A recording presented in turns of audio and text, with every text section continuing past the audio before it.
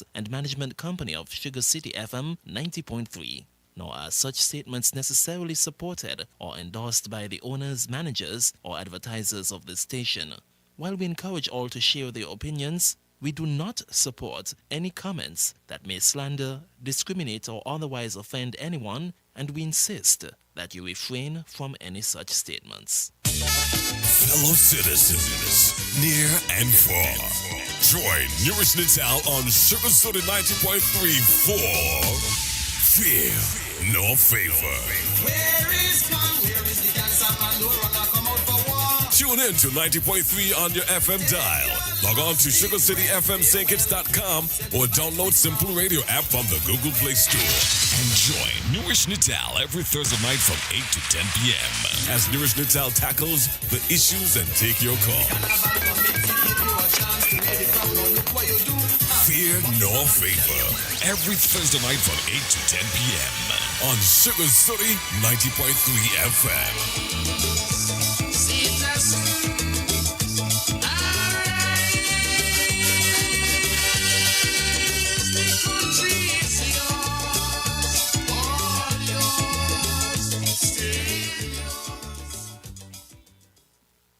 Good evening and welcome to Fear No Favor. Let me first apologize for the late start. We're about 18 minutes late, and it was due to something beyond my control. So therefore, my apologies, still in order, very much in order.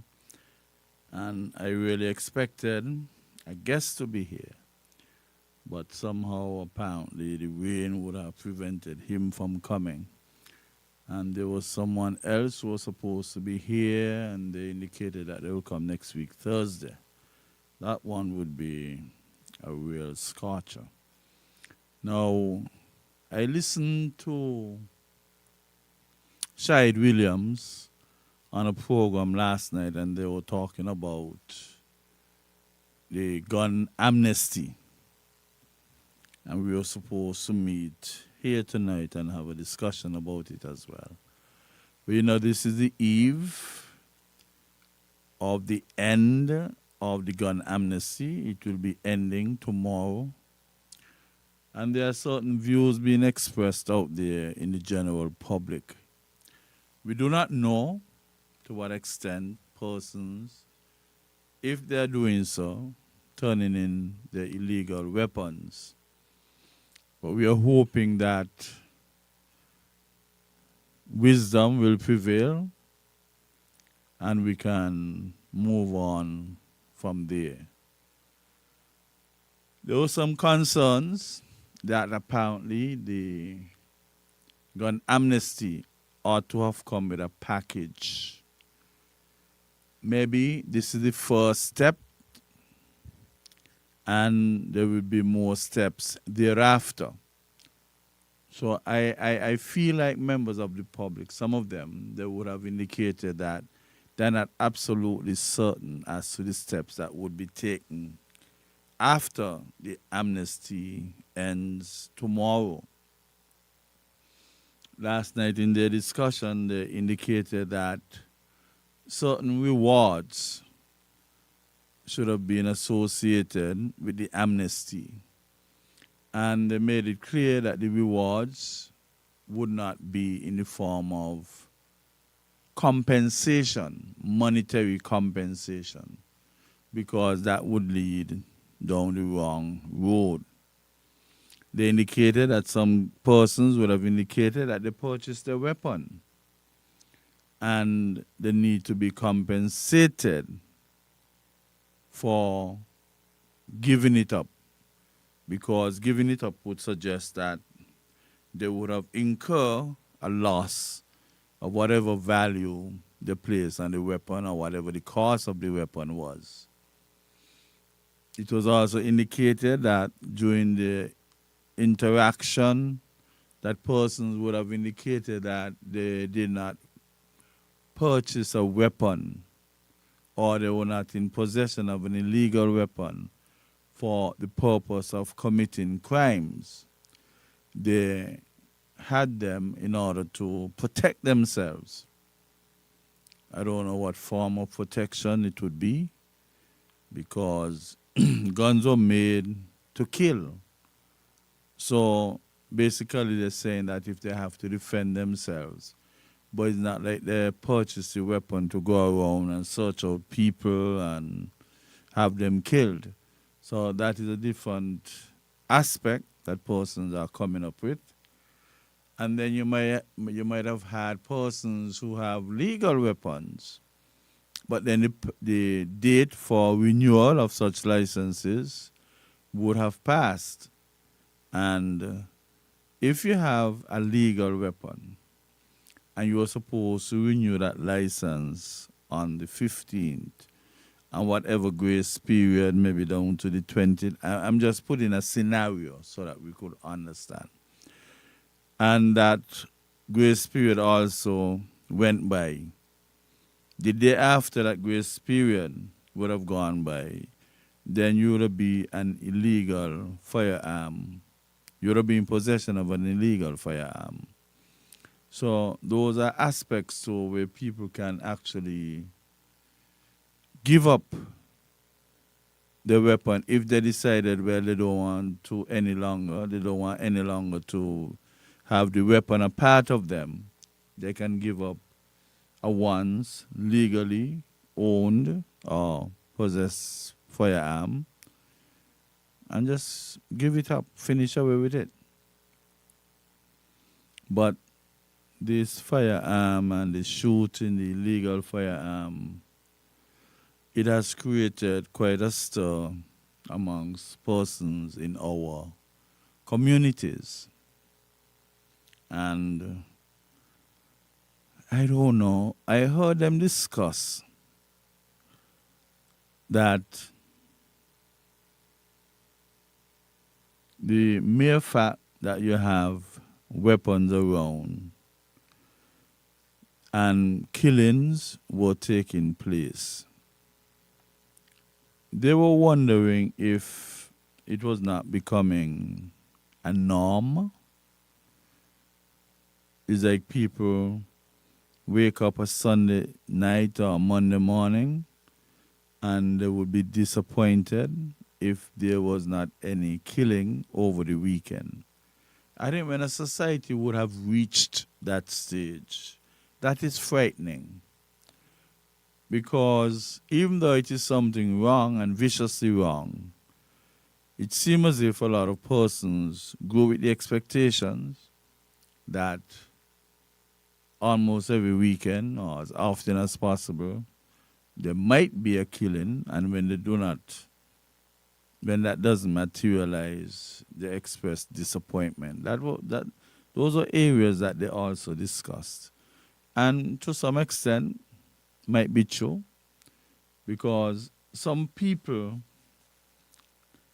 would like things to happen. Some people feel when these killings occur, they put in the present administration in bad light.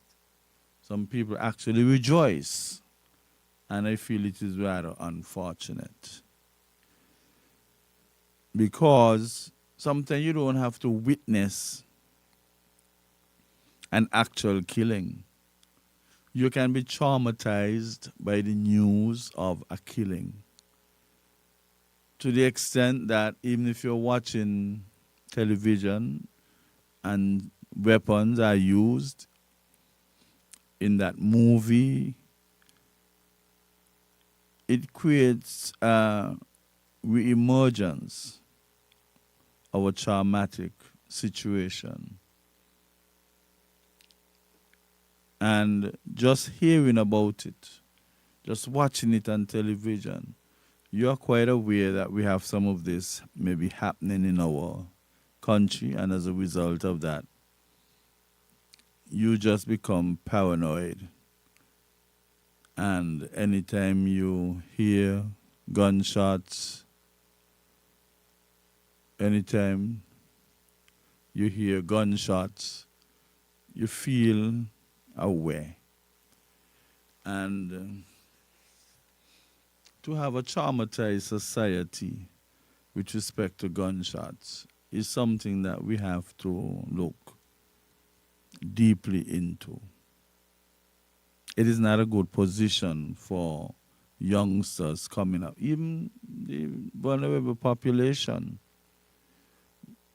the older folks who were not accustomed to this kind of activity during the years coming up. It could be traumatic for them. It could also be traumatic for the younger ones who are hoping to follow the straight and narrow path, but at the current position,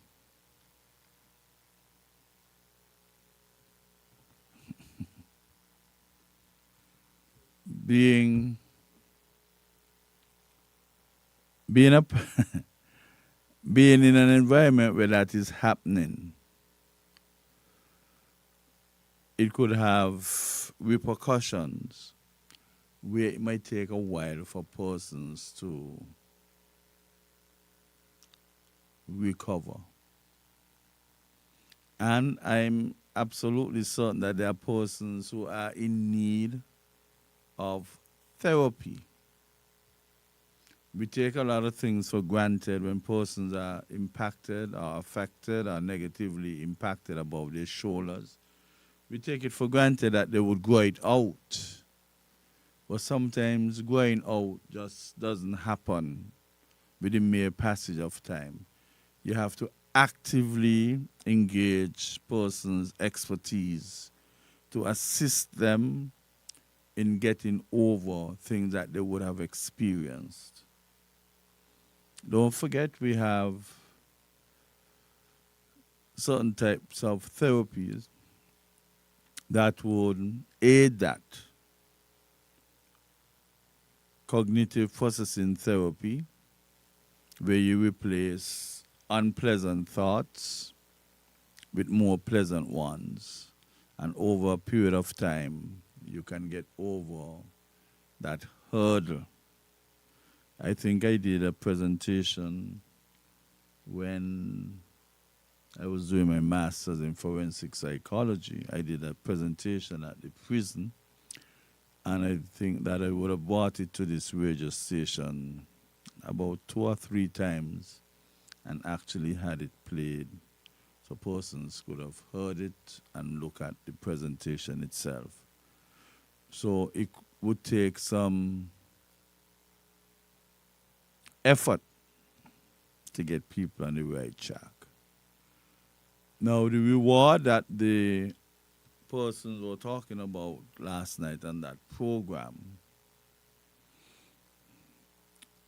was in the form of opportunities, because they would have indicated that you have persons who are involved in illicit practices as a means of raising revenue or winning bread for their families and other dependents.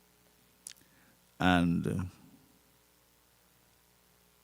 they're saying in exchange for those weapons, opportunities are to be given to those persons so that it can take the place of the illegal activity that they deem inevitable for them to keep their family afloat in a protracted way. So opportunities, you do the correct thing and we substitute the illegal activity with legal activities, but the opportunity must be presented. I think they also indicated that persons might want some venture capital. Venture capital is the money that you would need to start up an enterprise, a business. And it is not always that it can come easily. And you cannot go by a friend and ask that friend to co-sign a loan for you, because birds of a feather flock together.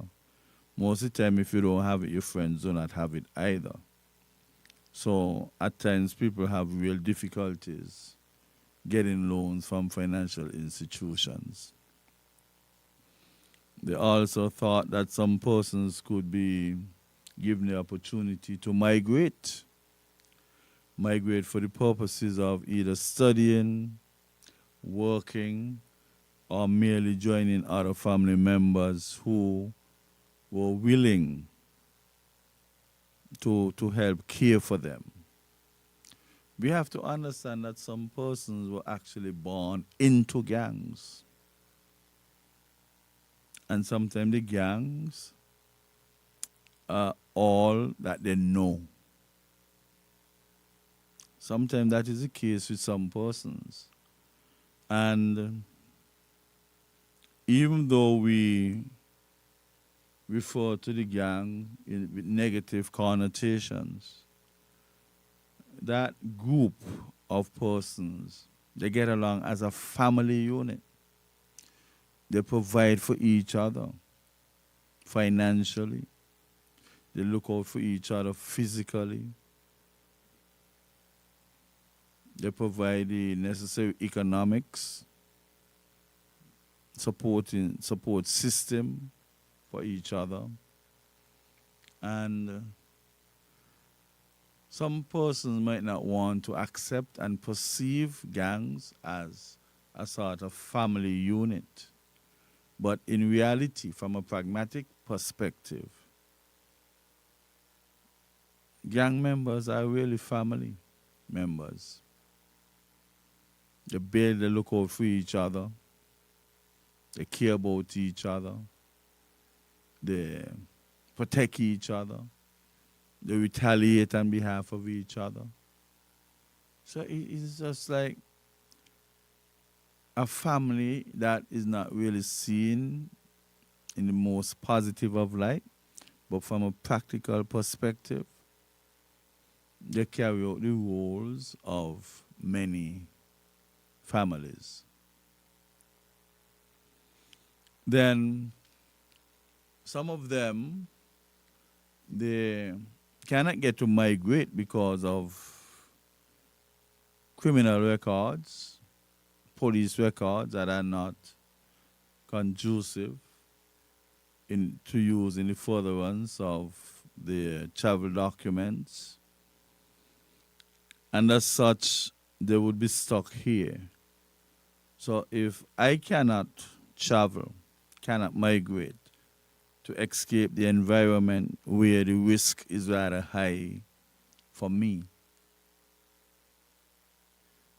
then some person might feel, well, I might not give up my weapon. I might not give up my weapon because it is risky for me to do so. I'll be naked, so to speak. I'll be naked when others are strapped down, and it will be difficult. Even though I might want to give up the weapon, it could be a bit challenging, because what happens next? That is the million-dollar question. So if provision could have been made to get some persons to migrate and occupy a different space, then maybe they would have been extremely willing to give up the illegal weapon. Not saying they ought not to, but everybody might have their own story, their own narrative, their own reason as to why they are in possession of illegal firearms. What might have been good is to, you already told people that the government would have already said that you can bring in your weapon without any fear of being prosecuted. With that said, maybe an additionality to those conditions could have been, when you bring in your weapon, could we have an interview to indicate to us why you felt it was necessary for you to be in possession. Of course, you're not going to indicate that you killed anybody before. You're not going to indicate whether you shot anybody before. I think it would not be an interrogation, but rather an interview, where less pressure is placed on the interviewee by the interviewer. And maybe some valuable information could have been had from such an organized interview. So you go, you give up your weapon, you have a conversation.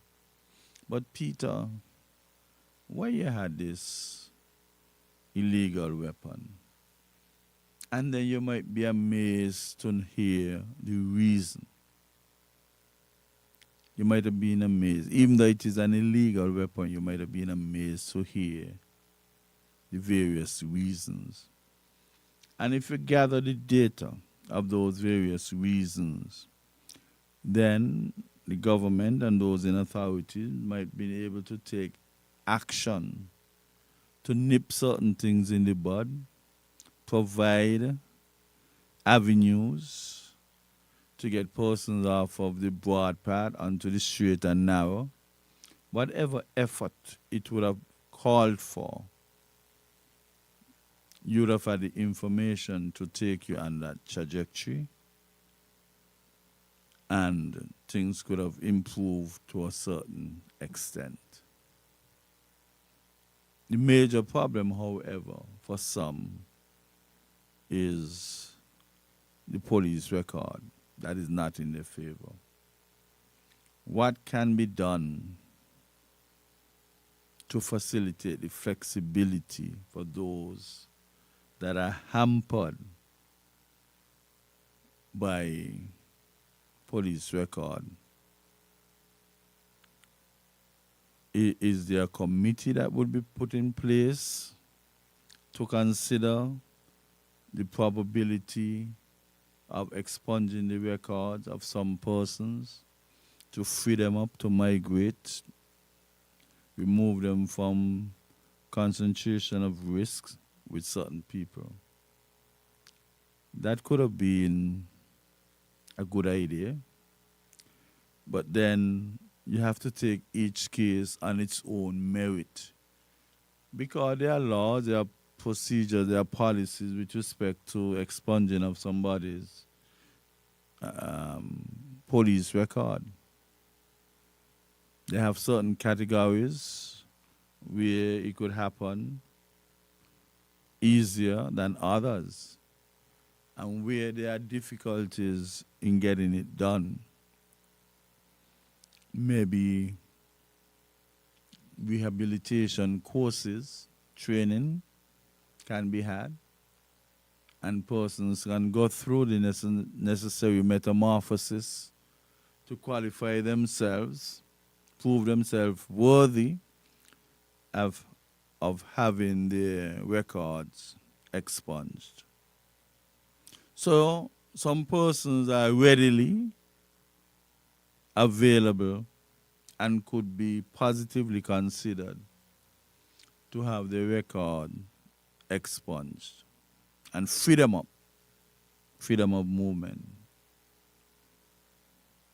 Others might need a little bit of training and rehabilitating, yet others might be much more difficult. So the more difficult it is to facilitate expunging somebody's police record, negative police record, is the more intense the expertise must be to facilitate that training. Something could be drafted up. You submit yourself to these sessions. It is estimated by the professionals that it would take you 6 months, 8 months, a year, 9 months for them to get through the necessary mindset, walking above their shoulders, put it above their shoulders to be considered positively for the expunging. There are many persons out there who might have fell foul of the law that could take, and we can have discussion because we really need this. And we have to remember to that there is an Almighty, that supreme being of which nothing greater can be perceived. So Peter in 2015, or Susan in 2015, might not be the same Susan in 2024. People change, people got through the necessary metamorphosis, the necessary change, the transformation. And it would seem a bit difficult for somebody to have transformed in a positive light, but yet they are prevented from experiencing the reward for an improved character or reputation. So it's as if somebody tell you if you want a job, you have to have certain subjects, and then you go out and get these subjects, and years after you're not making any advancement because even though you were told of the prerequisite and you required those prerequisites, they're not coming your way. I have somebody indicating that, asking a question, what about being flagged at the airport? You see, that is what could happen too, because you could expunge somebody's record. And when you have someone flagged, you have international bodies looking out for this individual. So, like Interpol, you could have somebody flagged, but when you expunge your record, you got to afford them the flexibility. You can't expunge somebody's record, but still have them flagged. Because there was a reason you had them flagged in the first place. That reason would have been diluted to insignificance. So therefore, if you would have found that reason to have gone on that pathway in dilution, then it must be indicated to the appropriate bodies that such is the case, and we do not want you to continue flagging this individual. Free up the person. So it's a lot of work that would have. We have somebody calling. Let us accept this call. Good evening. Welcome to Fear in Our Favor. Thanks for inviting us in the evening. And we want to start the reason right where you're there. It means then that you're not real. You're not real in dealing with that person. Yeah, you're not real, because if you're going to say blah blah and still have them flagged, Right. as though there's no change in that person. That person is the same person, so therefore still flag. Yes, so they got to simultaneously do both. Work on that person, have the record expunged, and inform the appropriate bodies that this person ought not to be flagged. Of course. Unless if you're not going to do that, it creates a problem. Of course. Is like telling me I'm free to run and you put shackles on my feet. Yeah. Where could I run, girl? I have to sit down and crawl somewhere. So it's a package. It is a package. And if the package is not complete, then it's just game. Yeah, clearly. And the system comes up, put on the balance and so on, wanting, in not only in that way, but many other ways. Are we still online? Yes, yes, yes, yes. I'm hearing you. Really come on and tell me my credit soon done, so that's why I asked. I want to waste some points, you know. I want to waste some points. But he looked like I got to go tap up my phone. I didn't even realize it. You me broke up. I know, I know. I know it. Me only broke up. I just didn't pay. I know the jargon. And I know the circumstance that led to that. Yes, there we had the elder indicating that if you're going to expunge someone's record, but yet have them flagged, that is total contradiction. Because from the time you would have took them to that category so that the record can be expunged, meaning it is null and void, then whatever it takes to convey that perception, that reality, because you would have worked on that person, it would have to be done so that bottlenecks wouldn't come up in the person's comfortable migrating as well. Because if somebody knows that they are and you must be honest with people too. Some people do not know that they are flagged. Only when they travel and they reach a certain place, they realize, boy, you cannot go any further because you're flagged, you have to go back home. That would be extremely counterproductive. So there must be things that are carefully thought out if you're going to put them out there. As a matter of fact, sometimes when you carry a case to the appeal court and you are of good character, that is a big issue when it comes to the appeal court. Good character. The good character defense is basically, it has two wings. The propensity and the credibility wing. It says basically that if somebody is of good character, they are more likely to be believed than somebody who is of bad character. That's the credibility aspect of it.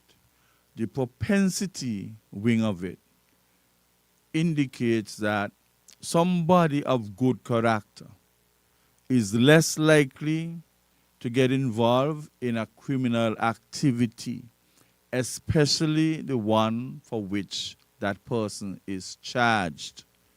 The propensity to carry out that crime is very, very low when you have somebody of good character. As a matter of fact, it is said that somebody is of good character if they would have never had a conviction, a criminal conviction before. That's a person of good character.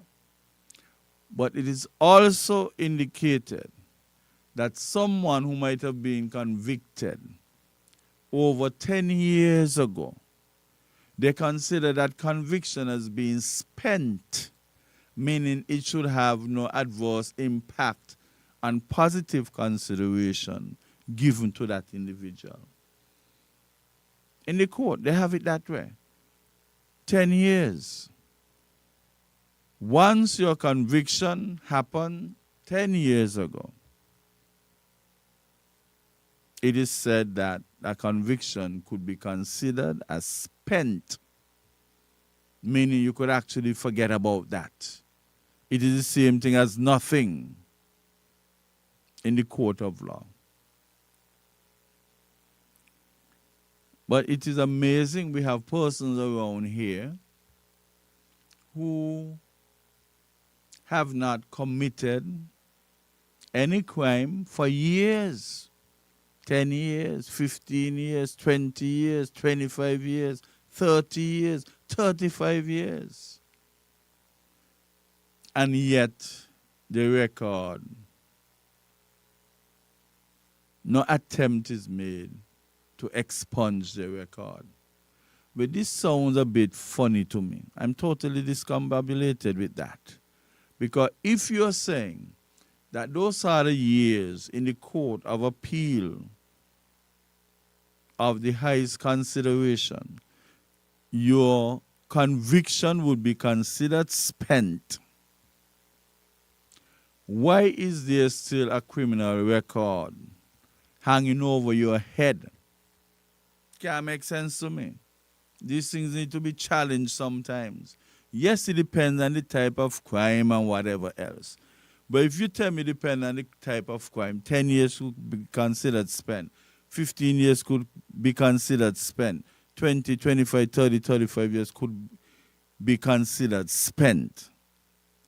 Yes? Well, how come if the court would consider the time frame for which that conviction was had as being spent, diluted to insignificance, how come you have problem getting your criminal record expunged? That sounds like a very nebulous area, very gray area. And that needs to be placed into distinct shades of black and white. Here the appeal court is willing. Because let us suppose somebody has a criminal record, hasn't done anything, hasn't fallen foul of the law for 10, 15, 20, let's say 20 years. And that person happens to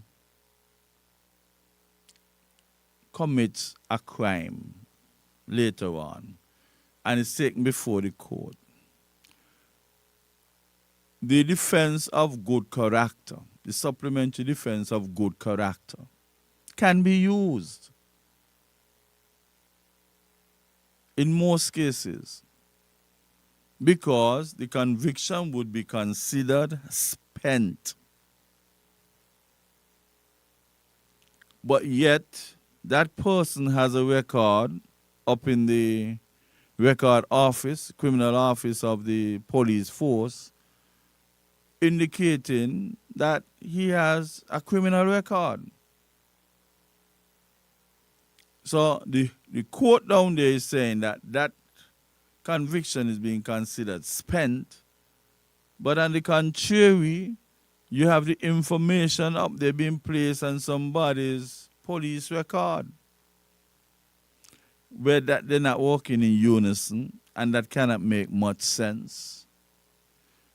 If you're telling me that the court would not consider a particular category of crime as being spent, the passage of time to be considered as being spent, but I could understand where for certain crime they might say, but after 10 years, that one there is considered spent.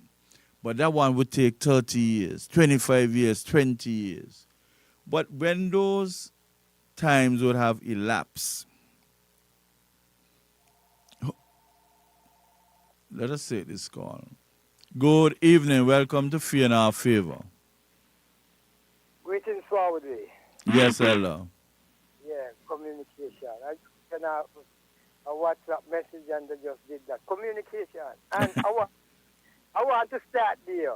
Yes. The biggest, what about, hey, if it's not our biggest, it's up, lack of communication. And I'm talking about the entire federation. Effective communication. How you mean? That's right. Powerful that is?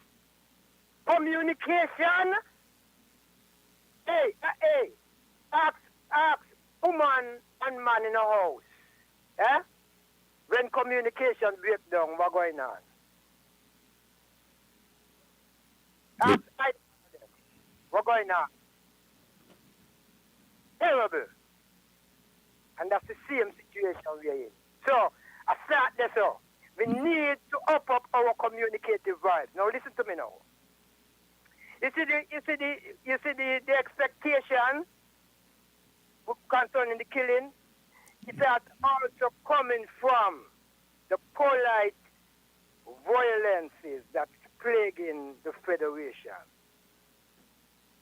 Left unattended, the bloodless, polite violences that is going on in the communities.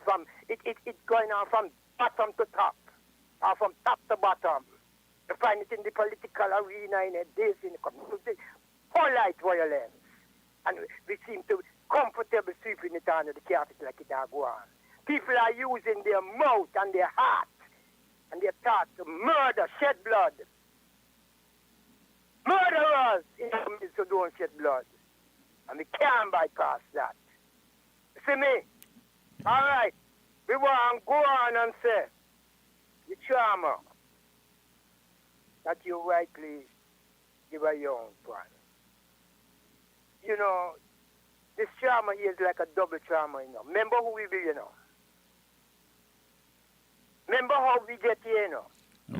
And we have not even recovered reasonably well from that as yet. Man, I tell you. So it's put pan pot according to old people. Put pan pot. In the situation, you know, hey. Boys can't describe how red it is. You hear me? With the trauma. That sound there, the trauma. You see, guns, what they on the issue, they know. Guns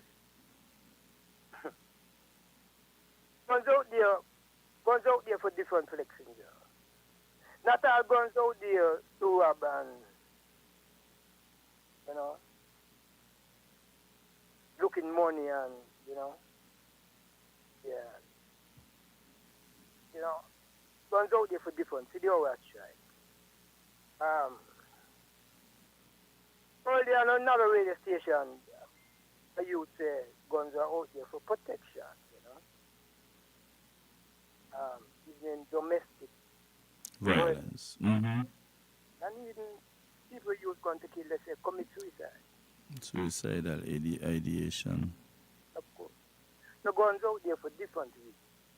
And that is where the lack of communication with this amnesty thing. Start believe you me, you know. We know the road, you know. And the amount of guns are out there on the road, they don't even get at that, you know. No, we're not glad about that, you know, because we take guns off the road, you know. We become police and take guns off the road, starting with the own family. And we could have hardly find police so we could trust to put the gun behind it. If we would have to look hard. Maybe one or two. You understand? So we went the easier way and just dash them in the ocean. Yeah. There's the need to remove guns off the road, of course. But where is the inclusivity? And when you say inclusivity, you're talking about the government would have indicated, the administration, government would have indicated that you can get the gun, go to the police station, or you can give it to a lawyer. But what about other members in the community who persons might have felt more comfortable with? Give it to the lawyer, but that is not inclusivity. We're talking about tooth months and bagay. Yeah, that is what I'm saying. Oh, yeah, them kind of things here. Yeah, no. So you feel the community should be more involved with this effort of asking their own community members to give up their weapons? We does. Yeah? Mm-hmm. And I'm not into begging for, I'm not into the animal. I'm into taking, not begging you to bring in. I am on a different level. My mentality is on a different level where guns are concerned. I have a son, you know, and he accompanied me in Jamaica, and he tell me to touch a gun and kill him, you know. Yeah, we making know that straight. Because, and then when we don't kill you, perhaps maybe you're dead, see me too, so because your mother don't say, you have to bring me to Jamaica, couldn't say that. Well, if you dead, me dead too, so if you go and go touch gun and go beat up yourself, I dead, you go dead, and then me go have to, look for the people who kill you, and everything suicidal. You see me? Mm-hmm. make him not straight. So, not take the part there. So, you know, we in a situation. Okay. Solution. We have said this armor gun bearers, all gun holders, all police, tooth, mounts and bagay, and the community turn police. All of it turn police. Yeah, we have said that.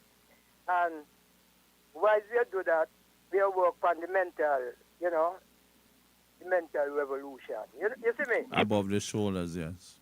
Yeah, so we know say a lot of things in the mind, and yeah, and we need to talking about that. We need to tackle polite violence in every length and breadth of the land. Polite violence. Why we are trying to heal and encourage ones and ones to lift the level of their mentality. Okay. We need to, we say it and a lot of people take it in some different context, but we're going to repeat it. We need to put pregnancy on hold. Mm-hmm. Yeah, man, we have a crisis. We need to deal with what we have now. Because we can't afford to bring the newborns into... That means we don't love people, man. Until we make it more conducive for them to be around. Then breed again. No fit me again. But right now, put it on hold. The cooperation of all and sundry, the administration, whoever spear this, and everyone must understand what we do. You want to have sex? Youth preventative, no pregnancy in this. Somebody say, when we make that suggestion before, somebody say, especially the woman there, some of the woman them say, you know, down so. I say, which woman them down so?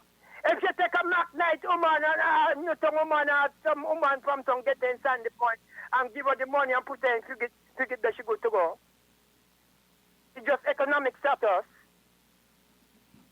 So no discriminate against the woman, no way, all woman.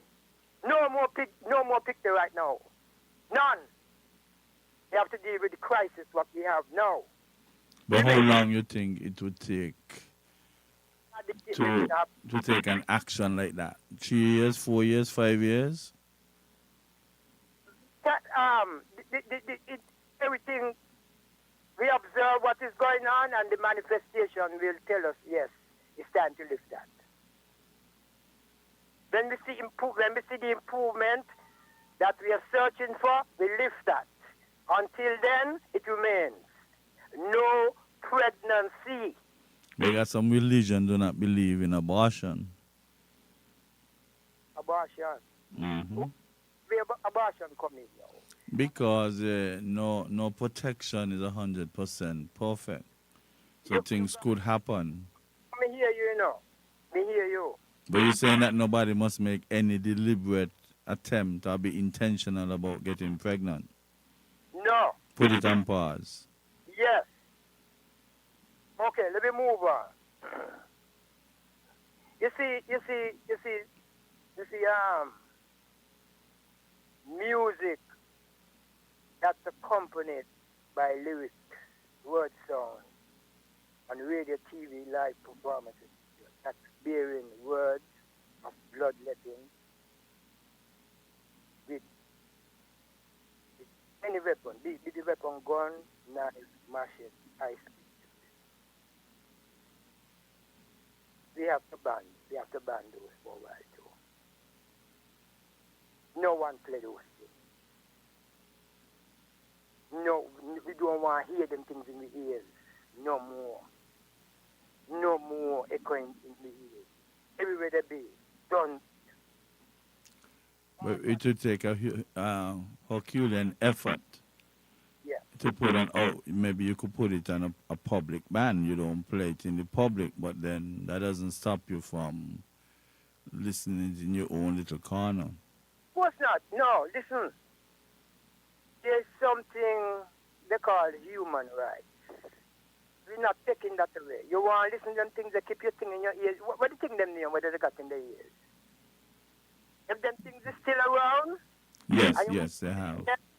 You put it in your ears and you listen to what you want. And you're alone hearing it. What that dictates, whatever that dictates, whatever that do to you, that's your business. You will bear the consequence. We don't want to hear it. We do not want to hear it. Period. Yeah. The next thing is environment.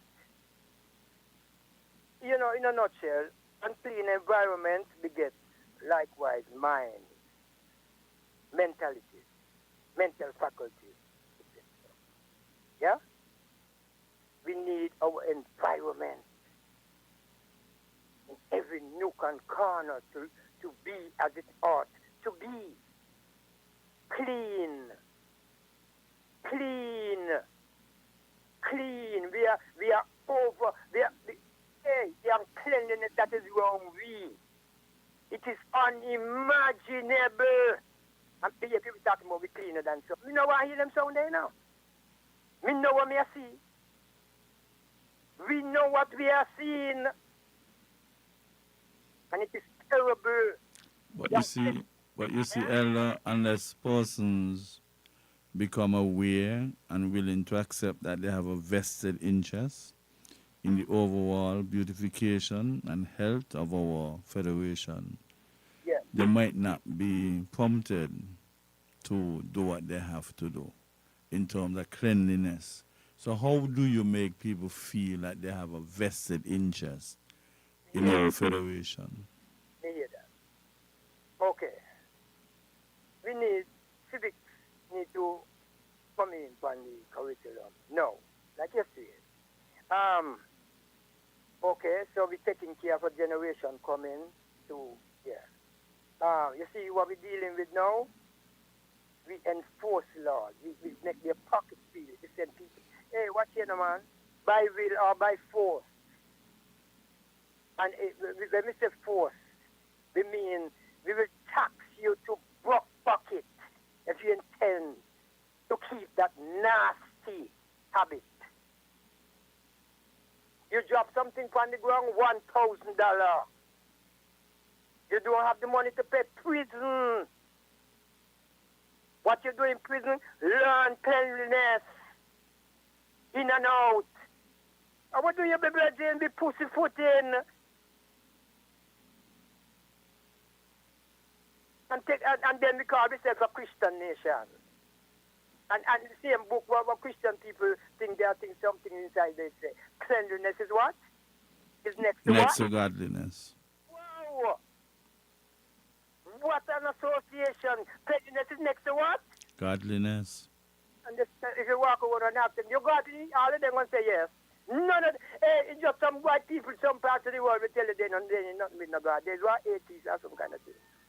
Every tooth, moon, and Sam around here will tell you they believe in God. We're a Christian society. And nasty no war. Like the mocking God. But when you have the lot of fast food businesses around, fast food mean you get the food quickly. This is fast food, what is killing the people. We dismiss that. We turn fast food to slow food. Watch here. We need the right faces in the right places around here, you know. And the people is having a ball when the wrong faces are in right places. That is why politics is what it is. But if you have the wrong faces, wouldn't that disqualify the place as being right? I think they have to work in unison. If wrong is somewhere, it got to be the wrong place. And if you got the right faces in the right places, that's the only combination we could have. Hold on. Now you're hearing me. I'm missing you there. Yes. Repeat that. Yeah, I'm saying that you said a while ago you need the right faces in the right places. Yes. And then you said the issue is that sometimes we got the wrong faces in the right places. Yes. And I'm saying that as long as the wrong face is somewhere, that place cannot be the right place. The right place is to accommodate the right faces. No, to stick up in. I agree with you to a certain extent because we do not see the the Westminster style politics system as the right thing. So I agree with you there. Yeah, okay. Yeah, but I'm talking about decision making. Remember, I'm talking about system. No, there's no system that is in a vacuum. Systems are dictated by people. People's decision, people's mind. Yeah? So when I talk about faces, I'm really talking about people's mental attitude, the way they think. Yeah? I'm not even talking about color. Because, somebody tell me one time, they said, Dwyer Stefan is one of the most black-hearted politicians in Peter Okoju. Yeah. We say, yes, what a sound. And you see what color him have? You see how his pigmentation is? No, the next thing is, you hear Bob Marley sing a song, say, we are the black survivor. You see what color, you see how Bob Marley skin brown? Yeah, so, me not talk about color and me not talk about physical and that. Me talk about... But always, isn't in the blood, isn't it in the genes rather than the outward appearance? Mm-hmm. You've said. Yes. All right. Let me read. Yeah. We need to step up on rehabilitative vibes in prison. Step up. Up it up. Yeah. Yeah. Need upping up. No. Yeah? You see, we want to see this way, because you see, you just make this sound and say we are Christian. We want to see it. We must consider the blood of every living species as being sacred. We say in the Bible, people, and creation, living species, they are plain. But you see the way in which you see the human race, including us here in the Federation of Cities. You see the way in which we deal with creatures that have blood like we. It's a pity. And we need to change that. It have a reflection on the way we see each other. It somehow begets it, Give thanks to the time, blessed Lord, to continue to listen. And give thanks to the teacher. Thanks for the information. Yeah, thanks much for your input and your wise counsel, as usual. Most welcome, Mr. Okay, let us take a pause and come back. Fellow citizens, near and far, join Newrish Nital on Sugar Soda 90.3 for Fear No Favor. Where is the dancer man who wanna come out for war? Tune in to 90.3 on your FM dial. Log on to SugarCityFMSankits.com or download Simple Radio app from the Google Play Store. Enjoy Newrish Nital every Thursday night from 8 to 10 p.m. as Newrish Nital tackles the issues and take your call. Fear No Favor every Thursday night from 8 to 10 p.m. on Sugar City 90.3 FM.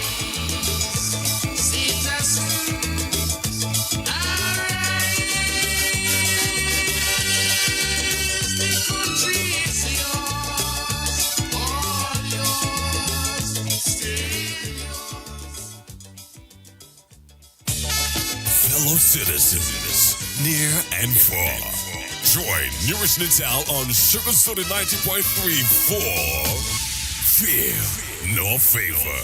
Where is the dancer man who wanna come out for war? Tune in to 90.3 on your FM dial.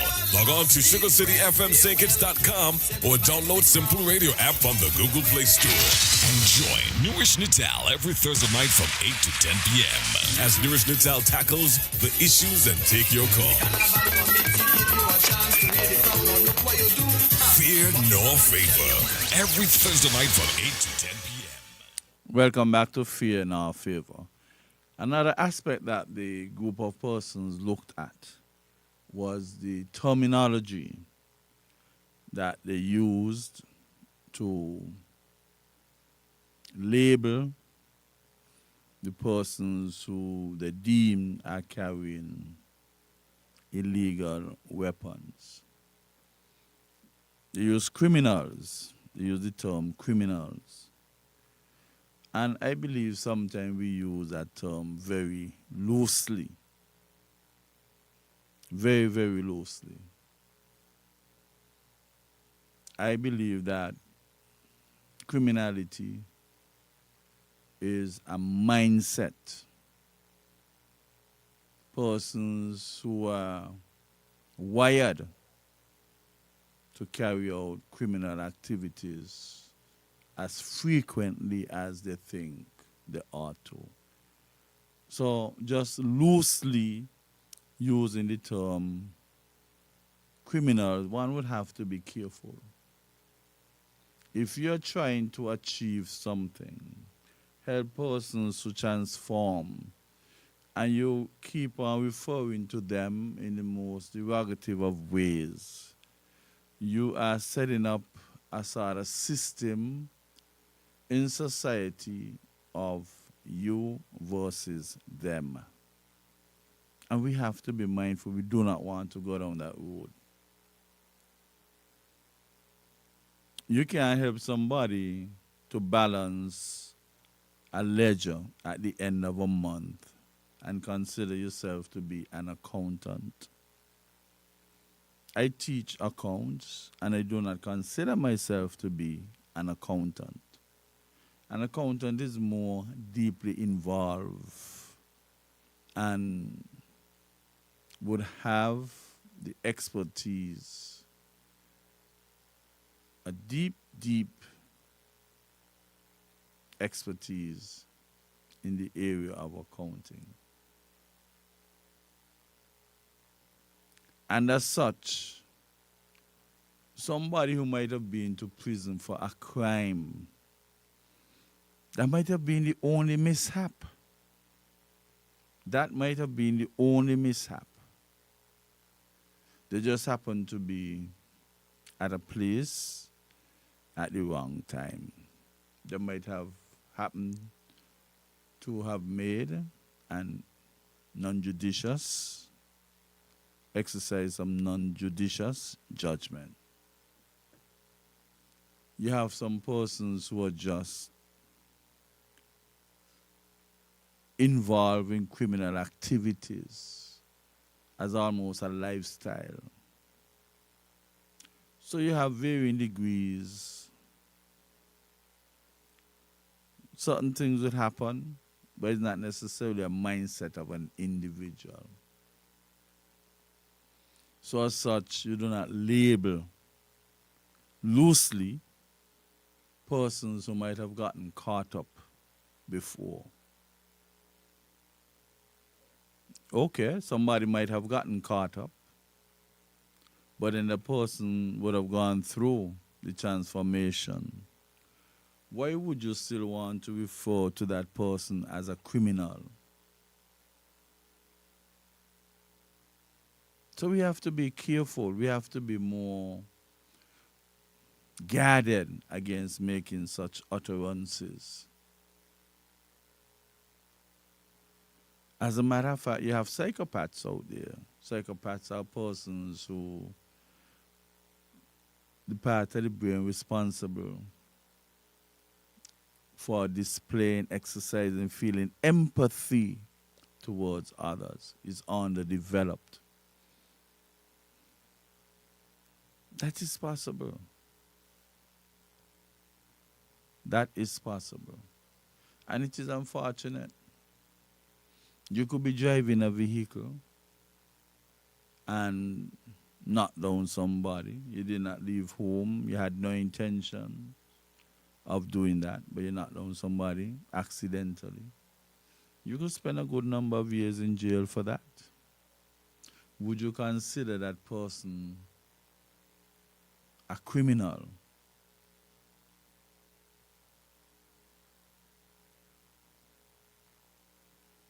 To commit a crime,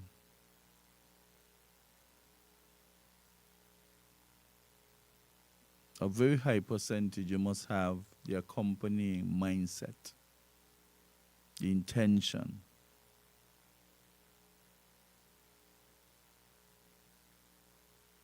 Of course, you have situations where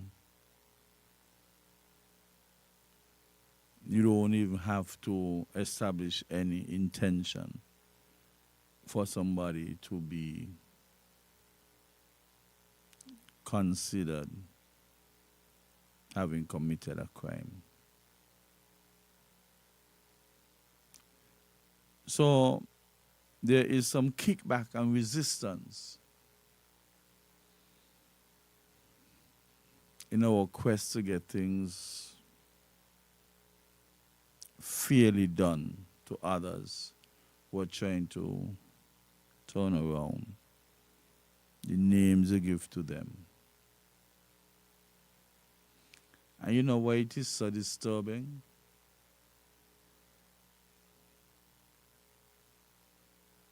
They have persons who are protected by whatever means.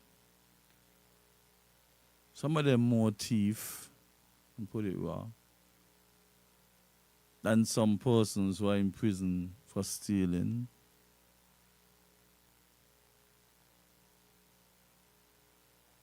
Some of them might have raped more than some persons who would have gone to prison for raping. Some of them might have misappropriated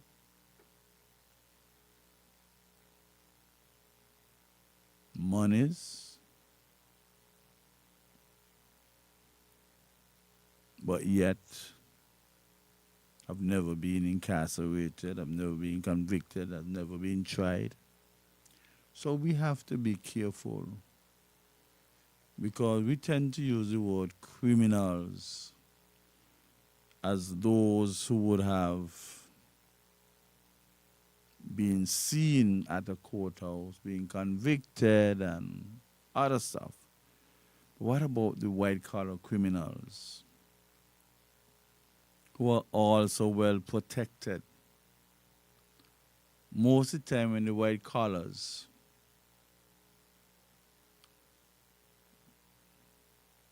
commit a crime, they don't label it crime. It becomes a civil matter.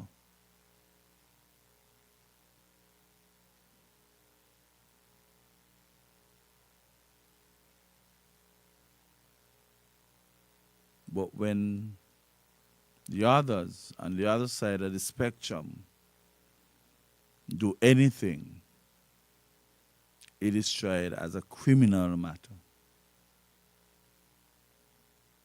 Naked, no protection. And all that adds up to resistance from persons who feel like it is unfair to label them as criminals.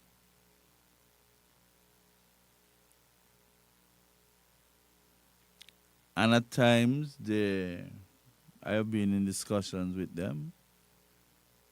They strongly feel that we are developing a two-tier justice system. Certain persons are treated that way. Others are treated the next way. Yet others are treated a different way. So it could be a three-tier justice system. And that too could be met with resistance.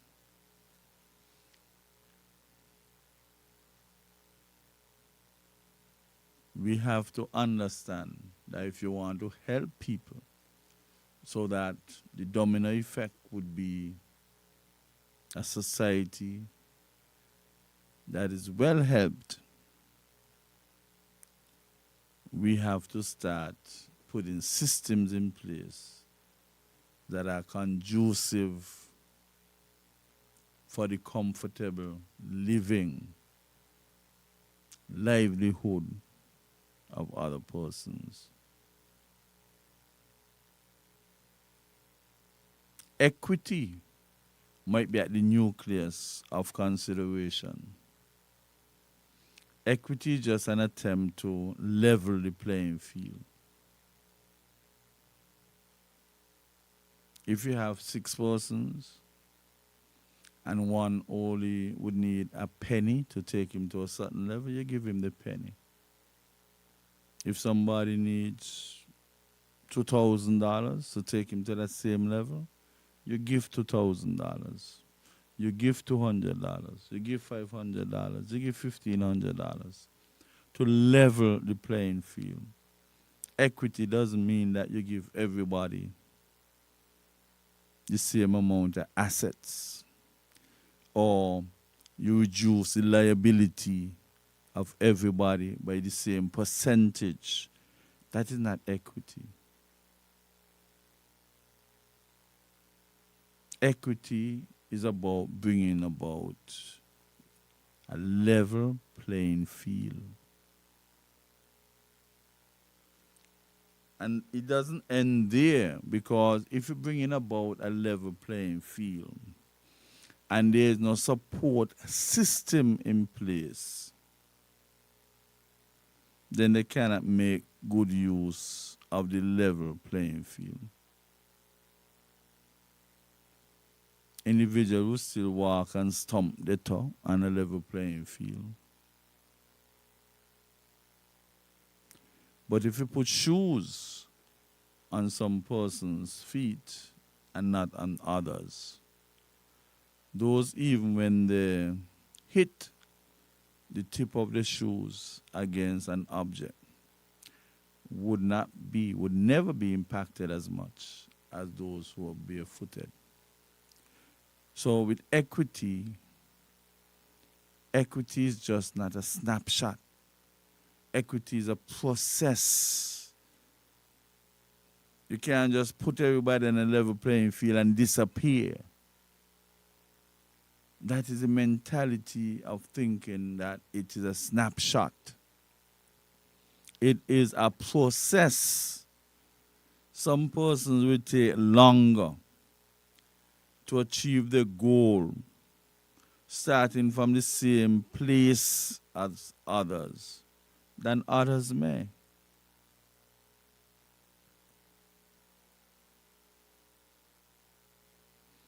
So equity is to not only put on a level playing field, but also provide the catalyst that will make the overall effort conducive to achieving the goals.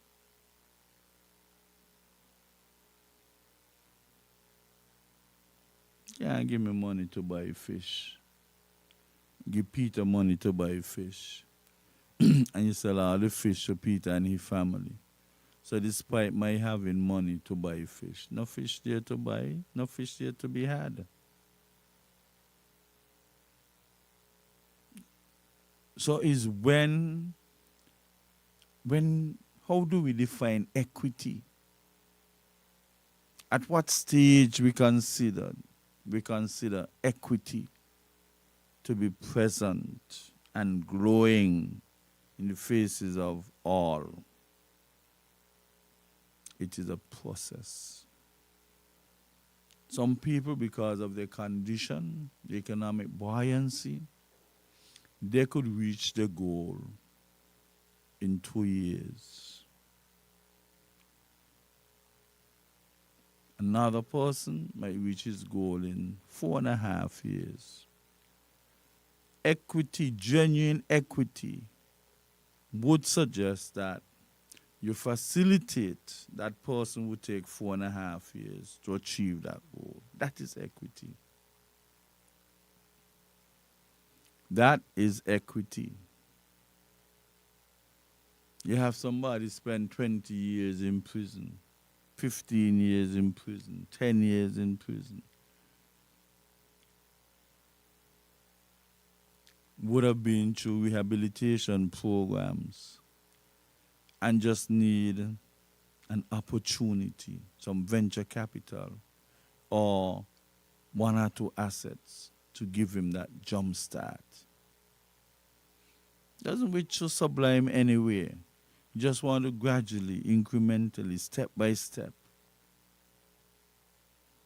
experience the additionality of improvement in his livelihood. Sometimes that's all people would want. But when you make an effort to assist these people, then you have a set of persons who would go contrary to the good intentions and cuss hell out of these people, saying they should have never gotten the help. But of course, you might say, well, nobody caused them to do wrong and get incarcerated and get stagnated with respect to moving forward. But a person might not have been stagnated. They have been learning, transforming, coming out a better person. But of course, these persons were without an income for 10 years, 15 years.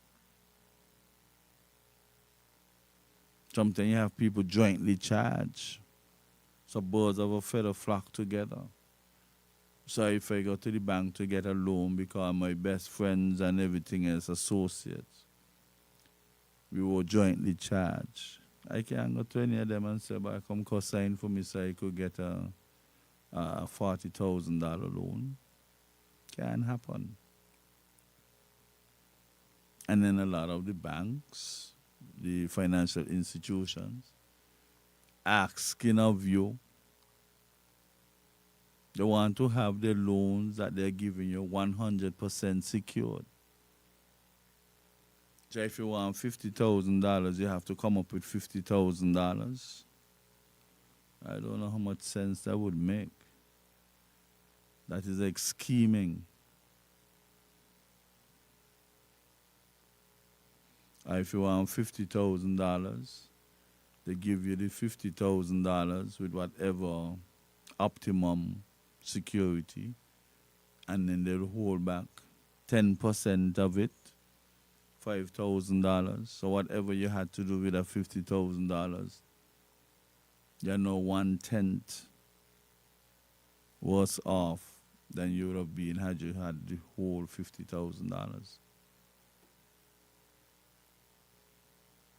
And then know fully well you're going to take $5,000 out your pocket and give them.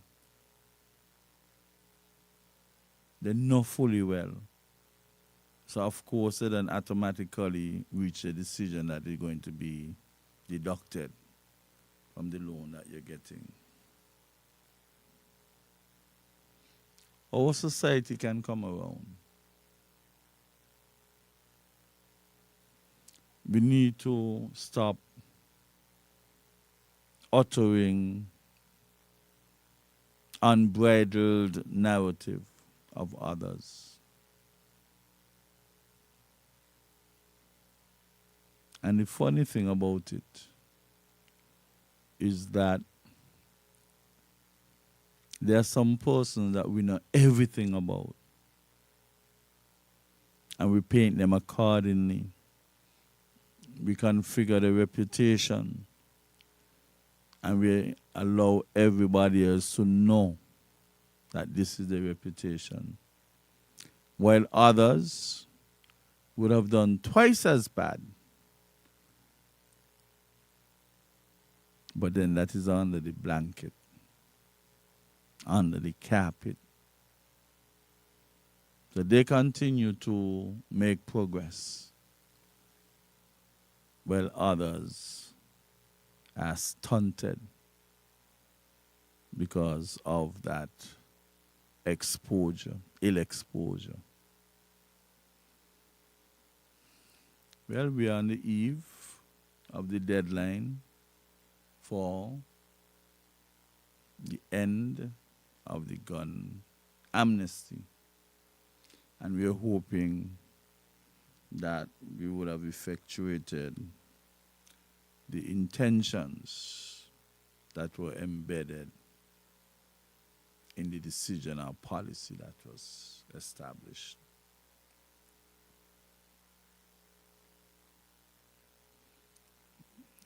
Whether we'll get a report as to how effective it was, but I believe that they must never tell how many weapons were collected. They could use qualitative descriptions, but keep the quantitative descriptors away. Don't come and say we pick up 65 guns, 25, 5, 15. I don't believe that degree of confidentiality should be placed into the public's domain. It created problems already, and it will certainly do that again. Where we picked up X amount, we expected to do better than that, but we make sure that we got some guns off the streets, some illegal weapons.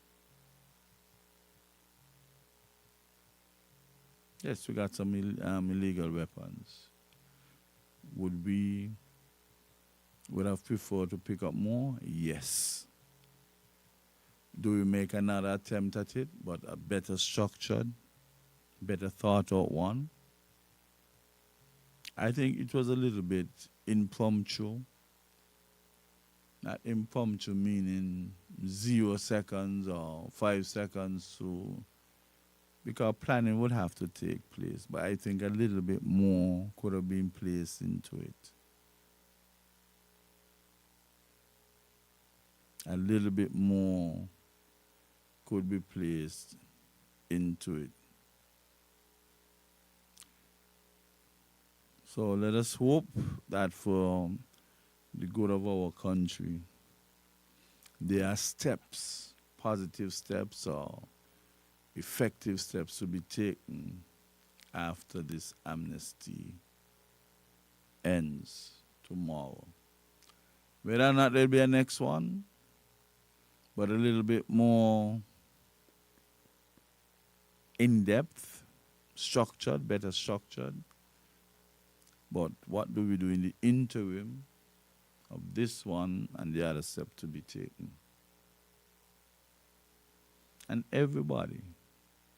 You see, I feel gun violence is not doing any one of us any good. Just like how you have political campaigns, I always feel when it comes to crimes that are impacting our society adversely, the various political parties, you pull your supporters over there, have a conversation with them, discourage them from being on the broad path, encourage them to get on the straight and narrow. And if you have CCM doing that, NRP doing that, PLP doing that, SKN LP doing that, and PAM doing that, I believe that we can experience good improvement in the activities around here. Do it. You get your supporters. There might just be a few persons who do not support a political party. But at least somebody might be able to drag them wherever the congregation is meeting and have words be spoken to them. That might be an effective way. Because if you really love your country,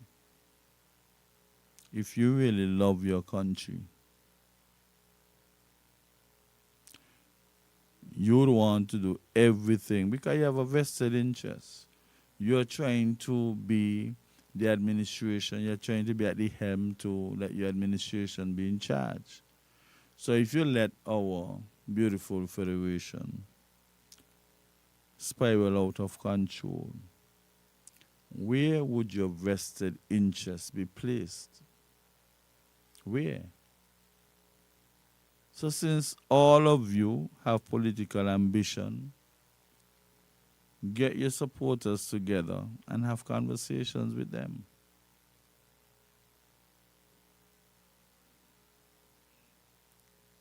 Maybe that could have been a strategy too, that the leaders and the surrogates and operatives assist in picking up guns off the streets.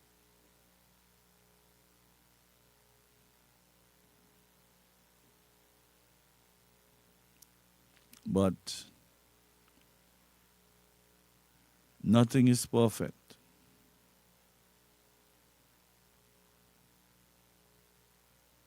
And sometimes you have to try and try again if you don't succeed, until whenever you may succeed.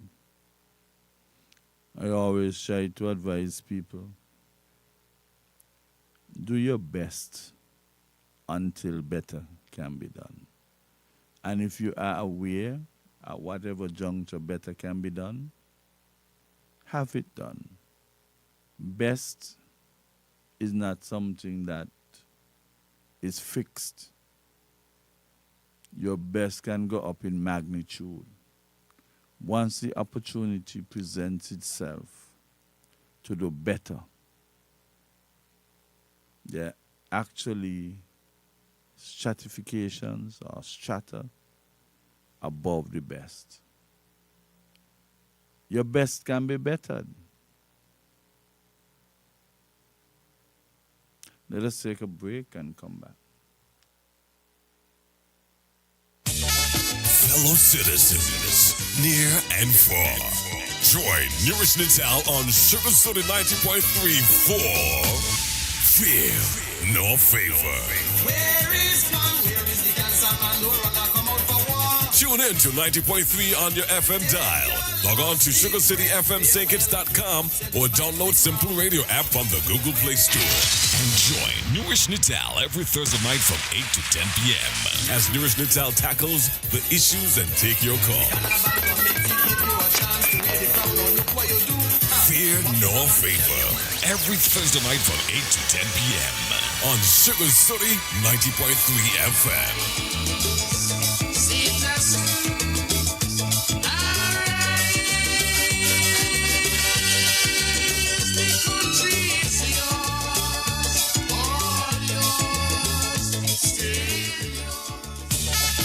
Fellow citizens, near and far, join Newrish Nital on Sugar Soda 90.3 for Fear Nor Favor. Where is man? Where is the cancer man? No runner come out for war. Tune in to 90.3 on your FM dial. Log on to SugarCityFMSankits.com or download Simple Radio app from the Google Play Store. And join Newrish Nital every Thursday night from 8 to 10 p.m. as Newrish Nital tackles the issues and take your call. Fear Nor Favor every Thursday night from 8 to 10 p.m. on Sugar City 90.3 FM.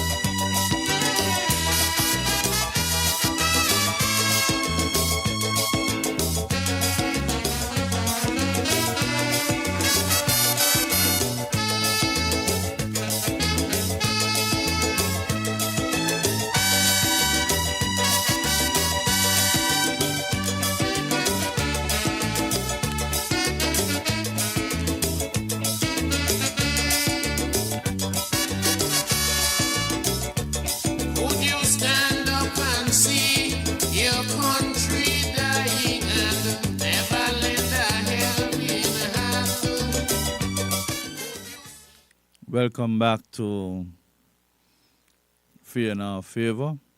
Almost a frank and candid. Now, I've been getting some responses, some questions from persons via my WhatsApp. Some of them are not too friendly to be placed in the public's domain. But persons are listening and they have questions. And I am hoping that they can find the answers. They have concerns and they need things to be put into distinct shades of black and white.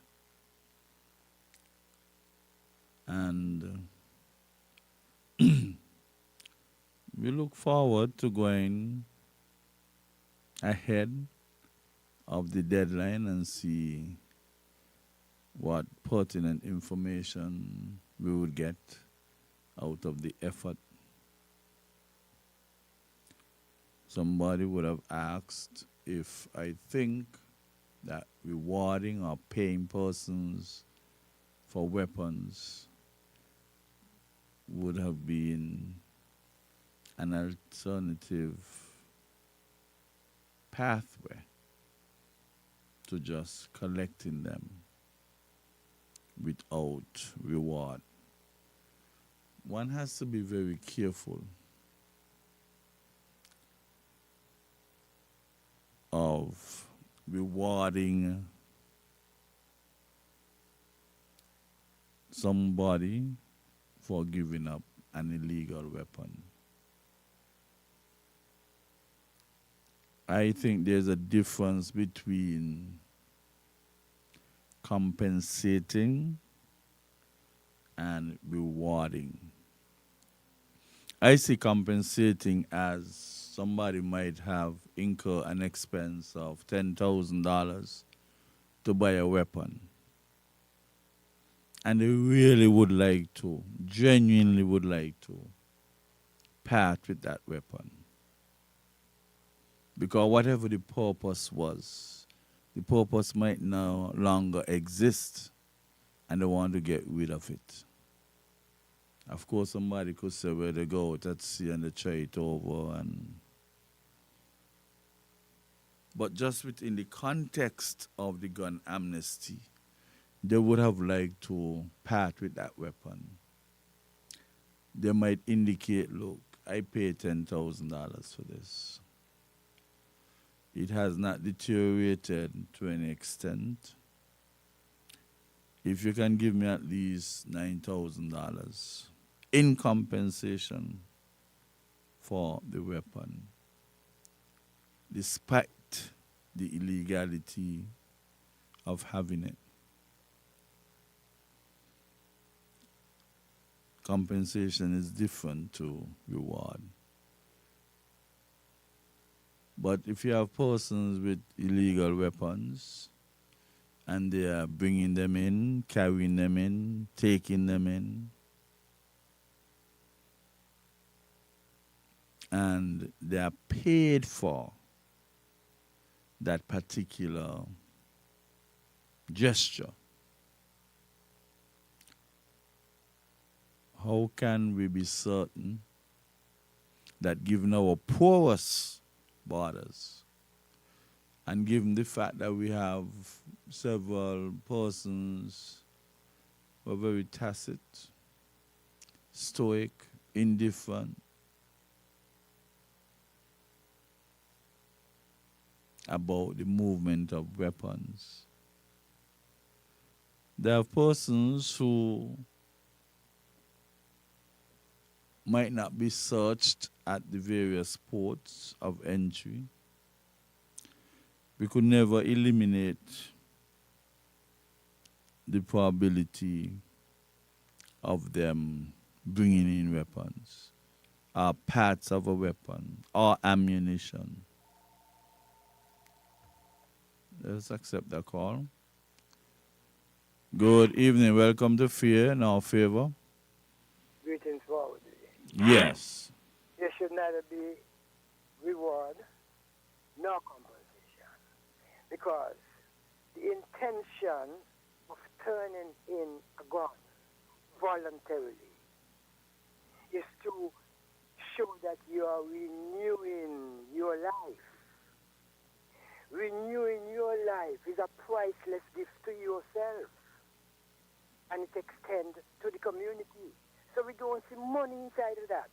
Neither reward nor compensation.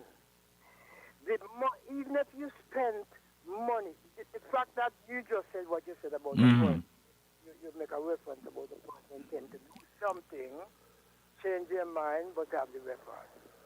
The fact that you get that thought in the first place, which moves you to get a weapon, it shows something about you that need revolutionizing. So you'll be giving a gift to yourself if you hand over the gun with no expectation. You just know that this is a renewal. This is a renewal. This is a rebirth. Yeah? I'm saying that too. Let's say that you have a case like that where the rebirth, let's spread out the rebirth, let's spread out the renewal. And you have 100, 200, 300, 400, 500, I think it's full of going, Remember, I tell you that, 600, 700, 800 people giving up guns, up to 1,000 people giving up guns with that renewal, living differently from now onward, vibration. You know what that is like. Yes, I could sense the impact, yes. Yes, very great impact. So we want to take the money out there because you see the thing near money. Brother, you see the thing near money. No, certain things is priceless. Yeah, but reward doesn't have to be in the form of money, though. Exactly. Now you come to me now. You see, the reward or the compensation when you reach to that point of renewal, and it is acknowledged not only by yourself but by others. The compensation, man. We're talking about priceless compensation, which might all have monetary worth inside of it, but that's not the intention. Because we can put someone on a pinnacle who do such thing like that, or put 10 persons on a pinnacle, where the amount of wealth that they amass on that pinnacle because of their renewal is more than even giving them the thing what we're talking about now. Do you understand what we are saying there, brother? Yeah, you're talking about the intangibles versus the Yes. tangible. Yes, I'm taking this thing to another level. We have to think this way. Remember, we are dealing with, we want to, what's here? Everything starts, you sit down in your studio. Yes, yeah. If you're wearing a PP, you come in your mind Yes. before you get up out of the chair there and go PP. And that is why I usually tell them guys that a man is a mind with a body rather than a body with a mind. Above the shoulder controls everything. Let's say when people dead, dead business, but let's say when people dead, I'm like, we jump out of the chair and they will say, well, you have to, you like, oh, man, dead. They say, me dead? No, man, don't make them sound it to me, man. They could jump out of 53.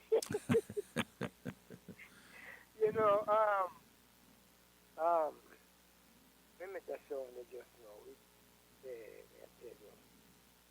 It shows, you say when people pass, they use a pardon at the mental um, um, blessings what the human have alongside this physical thing what people are seeing. Them not use a bit of it. You just did it to use and them not use it. It's sad. It's sad, and this is global, you know. Give thanks time more for the reason. Okay, Elder. But I think we're reaching up on the end, and I think you'll have to respond to some of these things a little later when I reach home. But we would like to stop the program there. It's just about 2 minutes. I don't know the timepiece that we might encounter on the computer. But we have a young lady coming to the studio next week, Thursday, and I'm going to get a picture for us to promote the listening to that program. I supply it to Shaquille and he'll do what he has to do.